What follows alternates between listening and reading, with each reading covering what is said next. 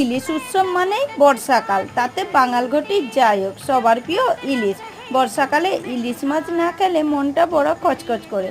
আজকে কলা পাতায় ভাপা ইলিশ রান্না করার লেগে প্রথমে ইলিশ মাছের আঁশ ছাড়িয়ে ভালো করে ধুয়ে কেটে চাকাগুলা করে নিয়ে উহাতে সরষা বাটা, পোস্ত বাটা, 2-4 কোয়া রসুন বাটা, কাঁচা লঙ্কা বাটা, হলুদ গুঁড়া, স্বাদ মতো নুন, সরষার তেল দিয়ে ভালো করে মেখে চেকে 10 মিনিট রেখে দিলাম। ভাপাবার লেগে একটা টিফিন বাটির মধ্যে কলা পাতা বসিয়ে মেখে রাখা ইলিশ মাছটা দিয়ে উপর থেকে সরষার তেল, কয়েকটা কাঁচা লঙ্কা, আরও একটা কলা পাতা ইয়ার উপরে ঢাকা দিয়ে কড়াইয়ের মধ্যে জল দিয়ে টিফিন বাটিটা বসিয়ে আরও একটা ঢাকা দিয়ে 15 মিনিটের মতো ভাপিয়ে নিলেই রেডি কলা পাতা ইলিশ ভাপা।